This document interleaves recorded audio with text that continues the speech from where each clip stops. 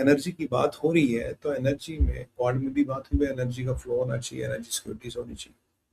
अब धीरे धीरे में जब एनर्जी की बात आ रही है, दुनिया में एक एनर्जी ऐसी थी जो बिल्कुल धीरे धीरे धीरे धीरे कम कर दी गई चेरनोबिल के बाद और फुकुशिमा के बाद, वो है न्यूक्लियर एनर्जी। और न्यूक्लियर एनर्जी कम करी गई और न्यूक्लियर फ्यूल की कम जरूरत पड़ने लगी and all that and all that and all that. अब भारत ने अभी आज ऑस्ट्रेलिया से एक एग्रीमेंट किया है जिसके अनुसार भारत ऑस्ट्रेलिया से यूरेनियम खरीदे, because Bharat energy nuclear suppliers group का जहाँ तक मुझे पता अब भी पार्ट नहीं है, वो थोड़ी अमेरिका की बदमाशी है। But Bharat has decided to cut its own way. हम खुद यूरेनियम लेंगे ऑस्ट्रेलिया से, खुद उसको एनरिच करेंगे और अपने न्यूक्लियर रिएक्टर्स को चलाएंगे, क्योंकि ultimately nuclear energy is a green energy. और न्यूक्लियर एनर्जी पे आपके गल्फ के हाइड्रोकार्बन्स पे आपको जरूरत है। अगर आपकी गल्फ पे डिपेंडेंस है तो गल्फ के जितने भी लफड़े झगड़े आपको उसमें पड़ने की जरूरत है। गल्फ, मैं आपको हमेशा से कहता था, middle east is a whirlpool of undercurrents, where undercurrents never settle. बाप जाएगा, बेटा आएगा, बेटा जाएगा, पोता आएगा, कोई ना कोई बदला लेने आएगा, कोई ना कोई जहाद करने आएगा, और ये ऐसे ही चलेगा। यहाँ स्टेबिलिटी नहीं टिक सकती, यहाँ लक्ष्मी का वास नहीं है, लिख लो। स्टेबिलिटी और लक्ष्मी का वास यहाँ नहीं, टेम्परेली आई थी, टेम्परेरी जाने का इनका समय।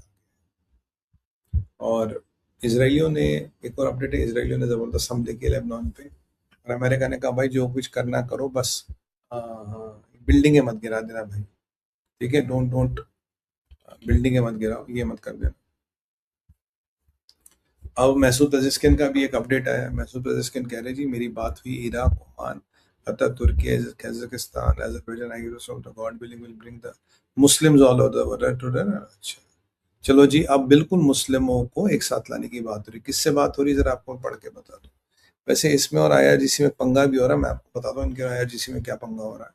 पजेस्किन कह रहे हैं in conversation with the leaders of Iraq, Oman, Turkey, Tajikistan, Egypt, Kyrgyzstan, and Azerbaijan, I express the hope that the God will bring the hearts of our Muslim closer together, and we will witness the expansion of cooperation in all fields and comprehensive support to each other in the face of threats. तो एक global मुस्लिम NATO की बातें हो रही है, और ये आपको याद हो 2 दिन पहले मैंने कहा था भाई इसके बाद क्लैश ऑफ सिविलाइजेशन जैसी परिस्थिति आ रही है, और Iran is making sure it happens, क्योंकि ईरान समझ गया वो अकेले अमेरिका और इजराइल का कुछ उखाड़ नहीं सकता। तो हर मुसलमान कंट्री अब 2 गुट बने हैं, एक सऊदियों का गुट बना, एक ईरान का गुट बना। तो जिस पे सऊदियों का इन्फ्लुएंस है वो ला रहा है, जिस पे ईरान का इन्फ्लुएंस है वो ला रहा है। 2026 ईरान पे भाग रही है।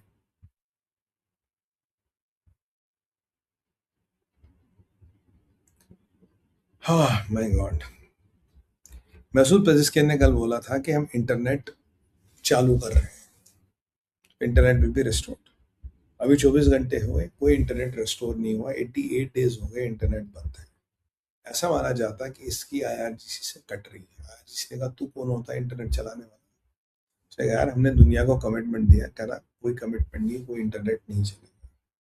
अगर आप देखिए, अगर पीस डील हो रही तो सऊदी कह रहे हैं हम अलग नेटो बना रहे हैं, ये कह रहे हैं हम अलग 25 मुसलमान मुल्कों से बातें कर रहे हैं।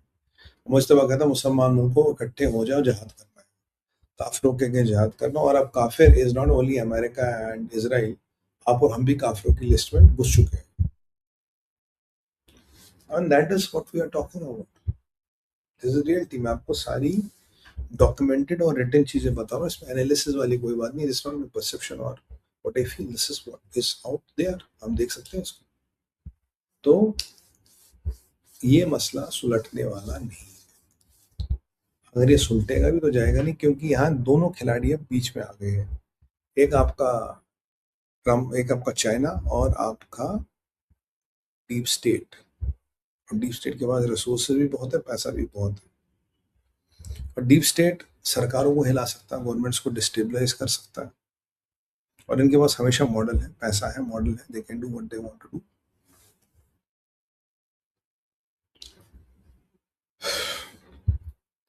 वैसे भाई इसराइल की बॉम्बिंग लेबनान में चालू हो गई है। अमेरिका ने बोला भैया बहुत ज़्यादा ही बिल्डिंग मत गिरा दो, जितना कम से कम में तबाही में काम हो उतना करो, बट जो करना है करो, ये अमेरिका ने कह दिया है। और रूबियो ने फिर रिएटरेट किया है, स्ट्रेट ऑफ हॉर्मोज पे किसी भी तरह का कोई भी जजिया, कोई भी टैक्स, कोई भी शुल्क किसी भी नाम पे लीगल नहीं है। America, China, Russia, Europe, India कोई भी इसको मानने के लिए तैयार नहीं है। तो जो IRGC वालों को लगता था कि अब जो भी स्ट्रेट ऑफ हॉर्मोज से चलेगा हम उससे पैसे लेंगे और उस पर हम ईरान चलाएंगे, वो ख्वाब भी हंस, वो भी ख्वाब भी डूब गए। और ईरान निर्णायक युद्ध की तैयारी कर रहा है। नहीं पता अमेरिका के साथ युद्ध होगा। पाकिस्तान चुपचाप बैठ गया। पाकिस्तान अब चाइना पहुंच के भारत को तंग करने के प्रयास कर रहा है, I mean which is okay. और भारत ने भी जरा उसकी औकात गिना दी। आज वो ज्यादा किल से पड़े ना, जबकि रूबियो ने बोल दिया कि पाकिस्तानी आतंकवादी है और पाकिस्तान से आतंकवाद होता है। भारत को आज क्वाड, जब टेररिज्म की बात हुई क्वाड मिनिस्टर्स मीट में, कह रहा भारत को पूरा हक है जाके पाकिस्तान को ठोको ठोको सालों को। We have the full right to go and bash this Pakistan. तो आपको पूरा राइट है राष्ट्रीय सुरक्षा में, जो आपको करना करिए, आतंकवाद से जहां तक लड़ना आपको जाना लड़िए। ये मार्को रूबियो ने साहब आज कहा।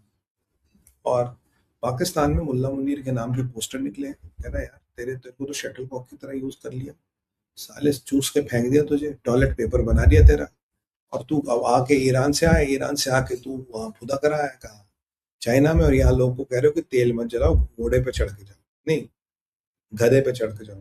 गधे के घास खाने के भी पैसे नहीं है। ईरान में तो लोग ऐसे इंस्टॉलमेंटों में फूड लेते हैं, पाकिस्तान में इंस्टॉलमेंटों में तेल मिल रहा है।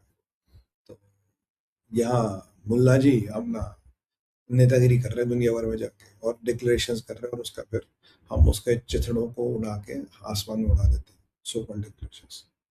तो this is what is happening in the world. So अगर कंक्लूजन में बोले क्या है, कंक्लूजन में भाइयों बहनों, डील मुझे कहीं होती नजर नहीं आ रही।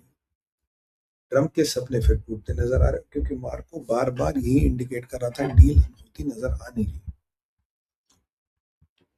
ईरान डील करने की जगह सारी उम्मत को इकट्ठा कर रहा और कह रहा कि हमारा फर्ज है जिहाद करना और काफिरों के अगेंस्ट लड़ना। This is what it is very evident in clear. Now let's see where it गोस।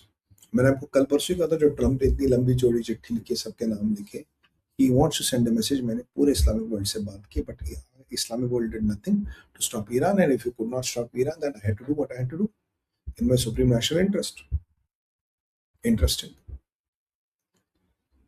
तो सर डील वील तो नहीं होगी, युद्ध की तैयारी के लिए हमें तैयार होना पड़ेगा और सक्रिय होना